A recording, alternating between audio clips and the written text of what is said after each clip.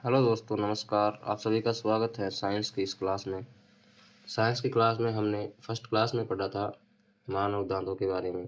दूसरी क्लास में हमने मानव जीभ और नेत्रों के बारे में अध्ययन किया। आज हम मानव त्वचा के बारे में पढ़ेंगे। मानव की जो त्वचा होती है उसका हमारी लाइफ में कितना इम्पोर्टेंस है, त्वचा के क्या क्या कार्य हैं, इन सब चीज़ों के बारे में जानकारी प्राप्त करेंगे।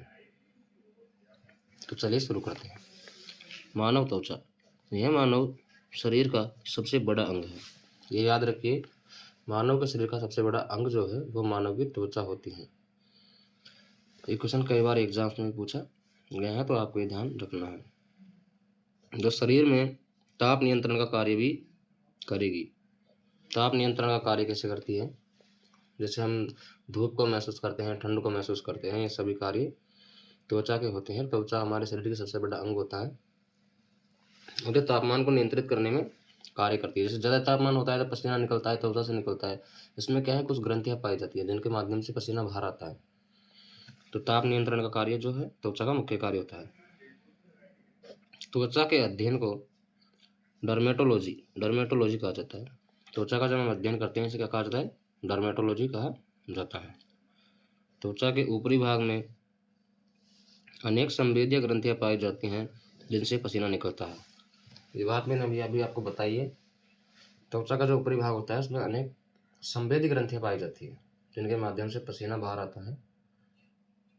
तो ये भी एक ऐसी प्रक्रिया है जिसमें पसीने के माध्यम से हमारे शरीर के अपशिष्ट पदार्थों का त्याग किया जाता है।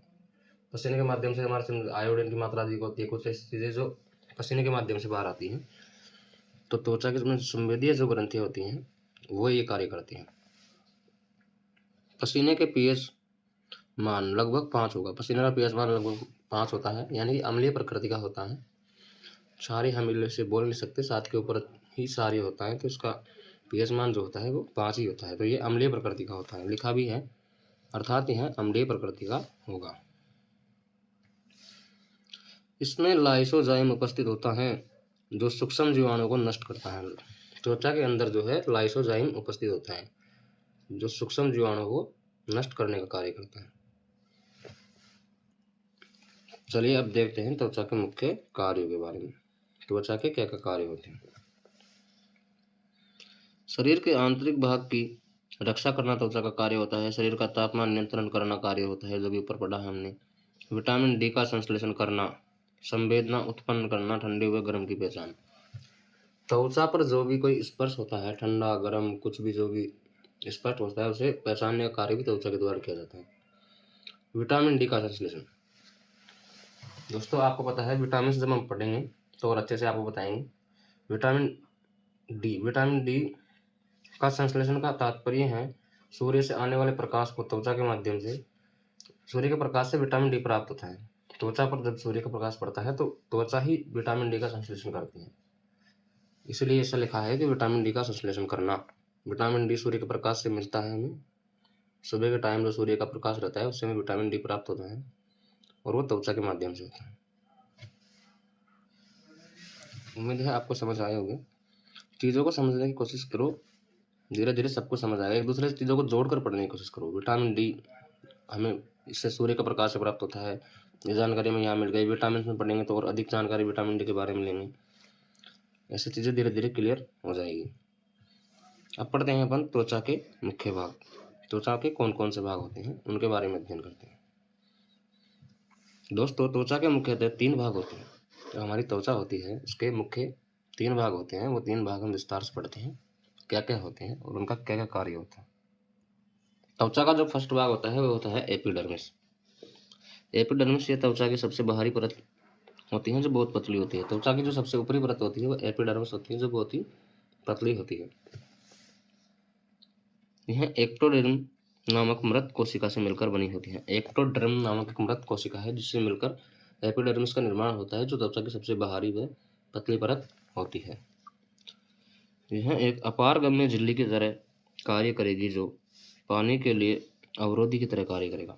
यह जो है त्वचा का एपिडर्मिस, यह एक अपारगम्य झिल्ली की तरह कार्य करेगा जो पानी के लिए अवरोधी की तरह कार्य करता है।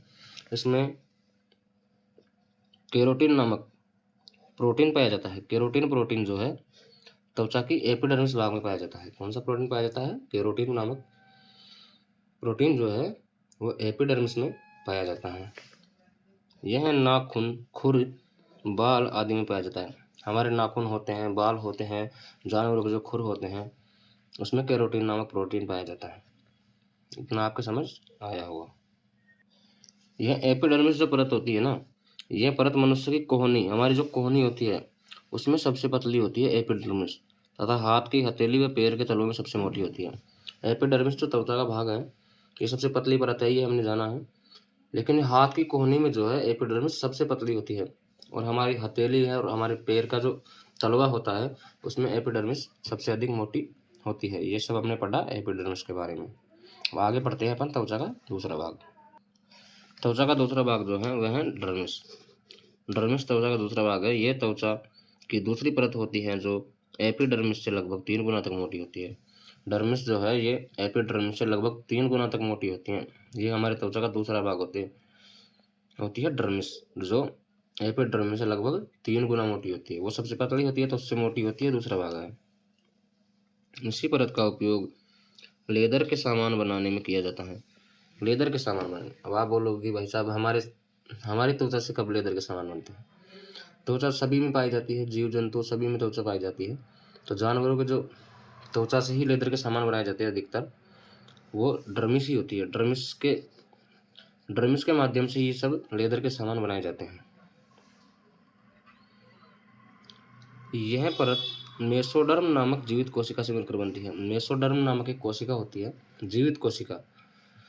मेसोडर्म नामक जीवित कोशिका से डर्मिस का निर्माण होता है, जो हमारे त्वचा का एक भाग होता है।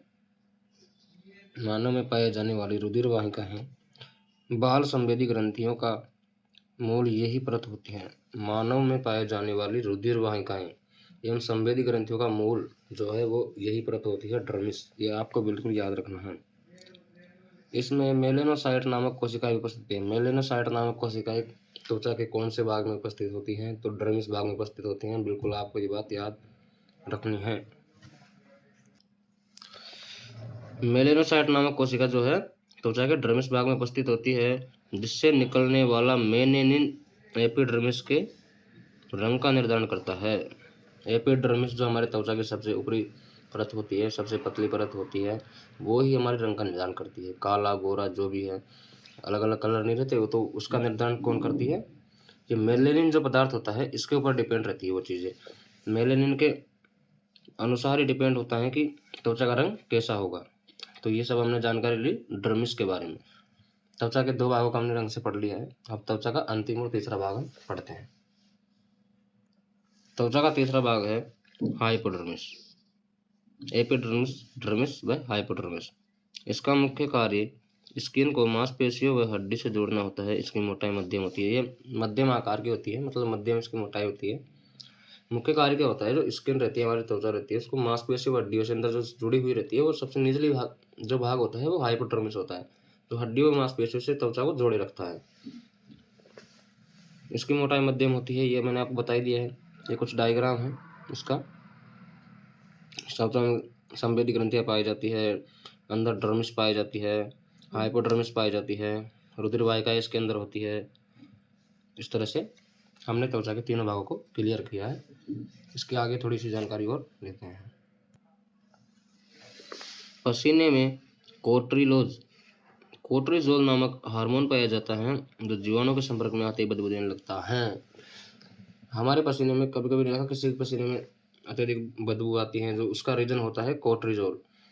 ये एक हार्मोन होता है जो हमारे पसीने के अंदर पाया जाता है, और यही उस बदबू का कारण होता है, कोर्टिजोल हार्मोन। ये क्वेश्चन भी कई बार एग्जाम में पूछा गया है, आपको बिल्कुल ध्यान रखना है। इसी तरह से हमारे त्वचा वाला भाग पूरा होता है, और अपन अच्छे अच्छे चैप्टर पढ़ेंगे बिल्कुल आसानी से। आप अगर पढ़ने के लिए सीरियस हैं तो हमारे चैनल से जुड़े रहे, आपको सभी साइंस के पूरे चैप्टर कवर कराए जाएंगे। वीडियो को पूरा देखने के लिए धन्यवाद। चैनल को सब्सक्राइब करें, वीडियो को लाइक शेयर जरूर करें। Thank you.